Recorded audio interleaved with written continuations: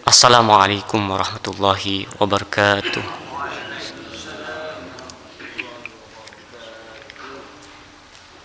Al-Fatihah. Alhamdulillahirabbil alamin arrahmanir rahim maliki yaumiddin iyyaka na'budu wa iyyaka nasta'in ihdinas siratal mustaqim siratal ladzina an'amta 'alaihim ghairil maghdubi 'alaihim waladdallin amin. Alhamdulillahirabbil alamin tsumma salatu wassalamu ala asyrafil anbiya wal mursalin wa ala alihi wa ashabihi wa man tabi'ahu bi ihsanin ila yaumiddin.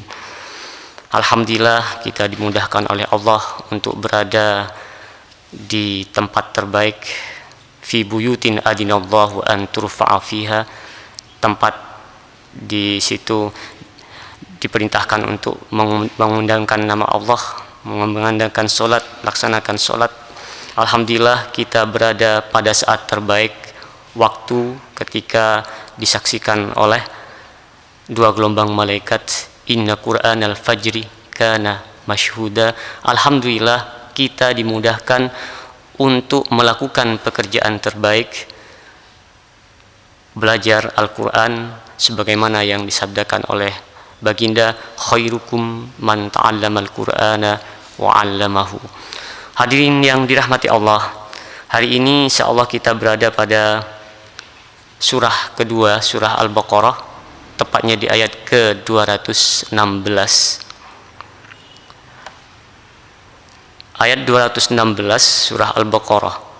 Kutiba alaikumul qital, kutiba furido alaikum al-qital lil kuffar, diwajibkan, ditetapkan kepada kalian berperang terhadap kaum kafir, wa huwa kurhun, padahal perang itu adalah sesuatu yang tidak disukai, makruhun atau terpaksa, lakum toba'an bimasyaqqatihi, karena sulitnya berperang tersebut.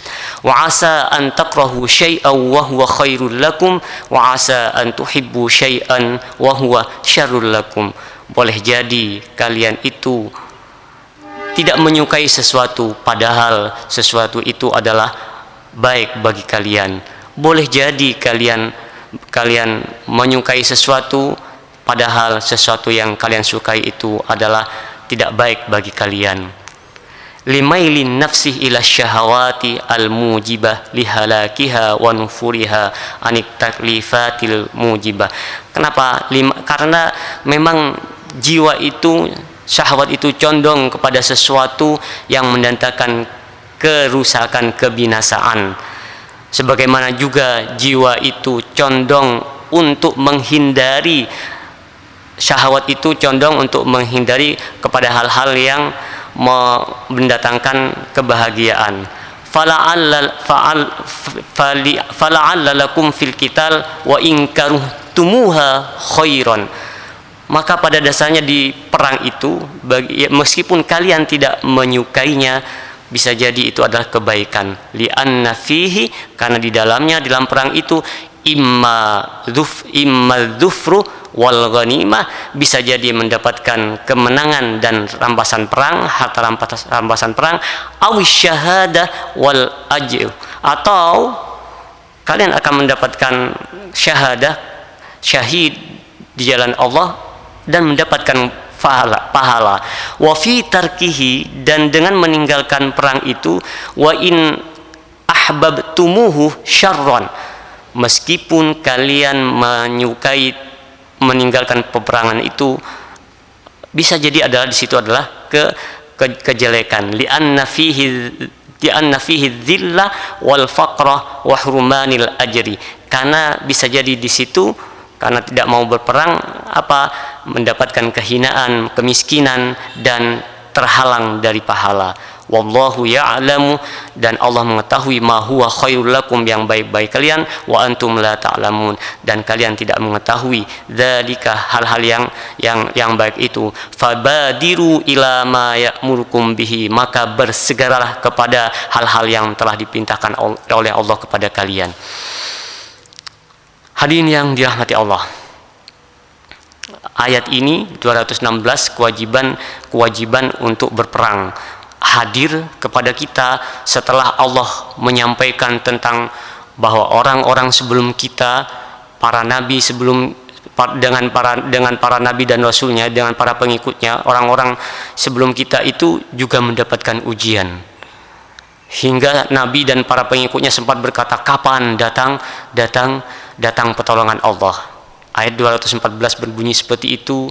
215 kemudian menyampaikan tentang kewajiban infak. Nah, setelah ada kesulitan itu dan kesulitan berikutnya, infak juga sulit. Ya, bagi mereka-mereka yang masih ada kekikiran adalah sebuah kesulitan. Dan ini juga ada kesulitan lain apa? Ketika diwajibkan sebuah peperangan. Hadirin yang dirahmati Allah, Allah sudah menyampaikan kepada kita ini sesuatu yang kurhun. Apa kurhun? Tidak disenangi. Makruhun, ya, atau bisa jadi karena terpaksa gitu. Karena memang tabiatnya seperti itu. Namun yang perlu kita ketahui adalah bahwa ayat 216 adalah ayat Madaniyah, ayat turun di Madinah. Secara keseluruhan surah Al-Baqarah adalah surah yang diturunkan pada urutan ke-86 dari urutan-urutan turunnya Al-Quran. Jadi Al-Baqarah kok ada di 2 sekarang? Itu karena Allah menghendaki seperti itu. Sekarang kan urutannya ada Al-Fatihah, Al-Baqarah, kemudian Al-Imran. Nah, sebenarnya urutannya bagaimana? Sebenarnya yang paling pertama tentunya adalah surah Al-Alaq, Al-Muzammil, kemudian Al-Muddathir, baru Nun wal Qalam, baru Al-Fatihah. Tapi Al-Fatihah kemudian diurutkan pertama. Kok bisa seperti ini? Itulah kehendak Allah. Karena Allah yang mengaturnya, ya sudah seperti itu. Tapi kemudian banyak kajian tentang hikmah kenapa diurutkan seperti itu. Sekarang kita fokus tentang ini, tentang ayat tentang 216 kewajiban berperang. Ayat ini turun setelah di Madinah, setelah hijrah. Berarti setelah ada kekuatan, setelah ada kemampuan. Kalau tidak ada kemampuan bagaimana? Meskipun ada semangat yang membara, berkobar-kobar, tidak ada kemampuan, jangan berperang, bunuh diri namanya. Jadi ketika para sahabat dan Nabi sendiri masih di Mekah, apakah ada perintah perang? Tidak ada. Gitu. Kenapa? Karena berbagai hal yang melingkupi itu, diantaranya adalah kemampuan untuk berperang itu sendiri. Dalam sebuah kaidah disampaikan tentang ketika kewajiban itu diperintahkan, al-amru bisyai' amrun biwasailihi. Kewajiban terhadap sesuatu, maka juga di situ melingkupi hal-hal yang menuju sesuatu itu juga wajib. Kalau ada kewajiban sholat, maka wudhu adalah sebuah kewajiban. Nah, begitupun perang. Ada kewajiban perang. Apakah kemudian langsung disuruh perang? Tidak. Sebelumnya banyak hal yang harus dipersiapkan, yang harus dipunyai. Tapi perang itu tentunya sudah sesuatu yang akhir. Ayat-ayat perang ini kenapa disebut perang? Karena sudah menggunakan bahasa qital.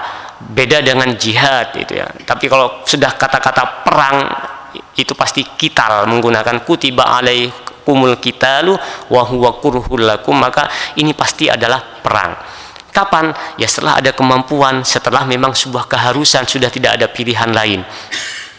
Kok ada kemampuan? Iya, Allah sejak awal sudah memerintahkan kita kaum muslimin untuk menyiapkan itu. Untuk apa sebenarnya? Ya untuk membela diri, untuk supaya kita punya kekuatan itu, supaya disegani, supaya tidak dimain-mainin gitu. Maka kalau kita baca surah ke-9, surah At-Taubah, tepatnya di ayat ke-123, kita itu akan menemukan firman Allah, ya ayyuhalladzina amanu qatilul ladzina yarunakum minal kuffari wal yajidu fikum ghilzah. Ini intinya itu apa? Wahai orang-orang yang beriman, perangilah mereka-mereka yang dekat denganmu, wal yajidu fikum ghilzah, dan hendaknya mereka itu mendapatkan dari kalian sebuah kewibawaan, sebuah keperkasaan, sebuah kekuatan. Kalau kita sudah disegani, apa suruh perang terus? Tidak perlu itu gitu. Kita bisa melihat itu apa pada ayat 61 surah sebelumnya, yaitu surah Al-Anfal. Surah Al-Anfal itu menyampaikan di ayat ke-61. Al-Anfal adalah surah ke-8. Wa in janahu lis-salmi fajnah laha wa tawakkal 'ala Allah. Jika mereka mengharapkan apa? Mengharapkan kedamaian, ya mari, harus ada kedamaian itu, harus melakukan perdamaian. Nah, perintah untuk berperang sebenarnya ada perintah pendahuluan apa? Wa a'iddu lahum mastata'tum. Ayat yang perdamaian itu didahului dengan perintah untuk bersiap-siap, menyiapkan diri. Menyiapkan diri harus iya. Menyiapkan diri untuk segala sesuatu kemungkinan itu wajib. Ayat surah Al-Anfal surah ke-8 ayat 60 itu perintah untuk menyiapkan diri sesuai dengan kemampuan kita. Apapun yang kita mampu maka perlu disiapkan, siapkan itu. Ayat 60 surah Al-Anfal berbunyi wa a'iddu lahum mastata'tum min quwwatin wa mir ribatil khail turhibuna bihi aduwallahi wa aduwakum wa a'iddu lahum mastata'tum. Persiapkan kalian yang kalian bisa, mastata'tum min quwwatin, dari segala kekuatan, wa mir ribatil khail, begitu pula dengan tali kekang kuda, turhibuna bihi aduwallahi wa aduwakum, dengan kekuatan yang kalian miliki, dengan keahlian yang kalian miliki, turhibuna bihi, dengan itu takut musuh-musuh kalian dan musuh-musuh Allah. Jadi ya kekuatannya apa? Ya kalau sekarang apa yang kita bisa apa? Ya anak-anak kita, mari kita latih ya, ketangkasan menggunakan senjata, menggunakan apapun yang bisa. Bukan untuk berperang, bukan. Tapi supaya kita disegani oleh musuh kita dan musuh Allah. Jangan sampai musuh Allah tidak segan sama sekali pada kita. Maka kita wajib disegani, wajib. Kalau nggak disegani, ya makanya kita dilecehkan. Maka anak-anak kita bagaimana? Ya ikuti kursus itu apa? Kursus menembak, kursus memanah, kursus kalau masa-masa sekarang ya ada kursus renang. Itu sebuah keahlian yang harus keahlian dasar yang harus dimiliki oleh setiap muslim. Makanya sejak awal alimu, kata baginda Rasulullah, alimu auladakum asyibaha warrimaya. Ajari anak-anak kalian itu berenang, ajari anak-anak kalian itu menombak, melempar panah, memanah gitu. Ya, supaya punya keahlian itu. Jangan hanya orang lain yang bisa, kita tidak bisa. Anak-anak kita nggak punya itu. Yang penuh di mana, di kelompok, di persatuan penembak itu bukan saudara-saudara kita seiman, tapi yang lainnya. Nah, ini harus seimbang. Supaya apa? Ada keseimbangan. Ketika ada keseimbangan, sama saling menjaga, saling segan. Turhibuna bihi aduwallahi wa aduwakum. Dalam Al-Quran, kekuatan itu jelas-jelas ada sejak awal, ada dalam besi misalnya. Ada dalam besi. Ya, surah ke-57, surah Al-Hadid, di ayat ke-25, Allah sudah menyampaikan bahwa Allah lah yang telah menurunkan besi dari langit. Wa anzalnal hadida fihi ba'sun syadid. Saking pentingnya kekuatan ini, Allah itu menyandingkan apa? Menyandingkan bahwa Allah telah menurunkan besi dari langit disandingkan dengan bahwa Allah telah mengirim utusan-utusannya, mengirim para rasulnya dengan kitab, dengan tuntunan ilahi itu disandingkan dengan itu, saking pentingnya kekuatan itu. Maka ayat ke-25 dari surah ke-57 ini, wa anzalnal hadida fihi ba'sun syadidun wa manafi'u linnas. Kami turunkan itu besi.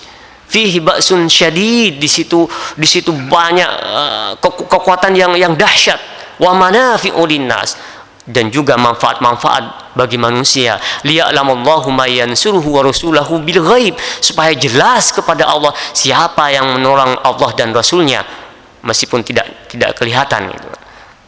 Saking pentingnya sebuah kekuatan, Allah menyandingkan bahwa Allah telah mengutus para utusannya dengan bahwa Allah pun telah menurunkan kekuatan itu melalui besi.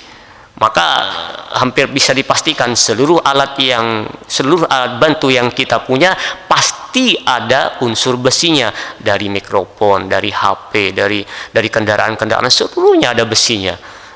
Karena fihi ba'sun syadid wa manafi'u linnas, di situ ada kekuatan yang dahsyat dan juga ada kemanfaatan bagi manusia. Namun siapa kemudian yang menguasai ini? Betulkah yang menguasai ini adalah kita, atau minimal kita harus punya penyeimbang, menjadi penyeimbangnya? Kalau belum, mari kita koreksi diri.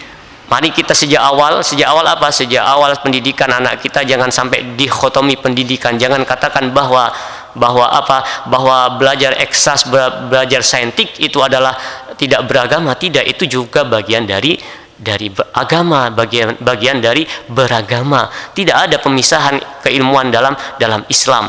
Bukan hanya belajar thaharah, kesucian atau fikih dan hukum-hukum syariat saja, tidak, semuanya itu. Hadirin yang dirahmati Allah, ayat yang kita baca ini tidak muncul ujub-ujub seketika perintah berperang, tidak. Harus telah diadalui dengan ayat-ayat lain, harus dibarengi dengan ayat yang lain, ada persiapan untuk itu. Disebutkan di ayat ini, di ayat ke-216 ini, kurhul lakum asa an takrahu syai'an, bisa jadi kalian itu membenci sesuatu padahal itu baik bagi kalian. Dan ini sudah dicontohkan oleh pendahulu-pendahulu kita. Apa? Mereka berperang melawan penjajah. Untuk apa? Supaya terentas, supaya tidak ada kehinaan lagi di antara kita. Tidak ada kemiskinan lagi di antara kita, karena dengan penjajahan itu pasti kemiskinan yang akan ada, pasti kehinaan yang akan ada. Maka ini alhamdulillah kita dihadiahi, kita dicontohi oleh pendahulu-pendahulu kita bahwa berjuang melawan sebuah kedoliman, berjuang melawan penjajahan adalah sesuatu yang baik adanya. Mereka mencontohkan dengan melalui ayat-ayat ini tentunya. Dan resolusi jihad yang melahirkan hari santri itu pun tidak ujub-ujub datang, pastilah melalui sebuah pemikiran. Dan di antara pemikiran yang melandasinya adalah ayat ini, ayat 216, kewajiban untuk berperang, meskipun kadang kewajiban ini sulit dan semuanya mungkin akan terpaksa untuk melakukan. Mudah-mudahan Allah selalu mengantarkan kita kepada kedamaian hingga kita bisa melakukan apapun perintah Allah. Mudah-mudahan Allah selalu menunjukkan kita, menuntun kita kepada jalan-jalan yang diridhoinya. Mudah-mudahan kita bisa menjadi imam, menjadi lokomotif dari peradaban ini, menjadi saksi kepada manusia bahwa kita adalah umat yang terbaik, umat yang menyebarkan rahmat, umat yang tidak menyukai kekerasan. Rabbana hab lana hukman wa alhiqna bis solihin waj'al lana lisana sidqin fil akhirin waj'alna min warasati jannatin na'im waj'alna minal ladina yarithuna al firdausa hum fiha khalidun. Wallahu a'lamu bissawab. Wassalamu alaikum warahmatullahi wabarakatuh.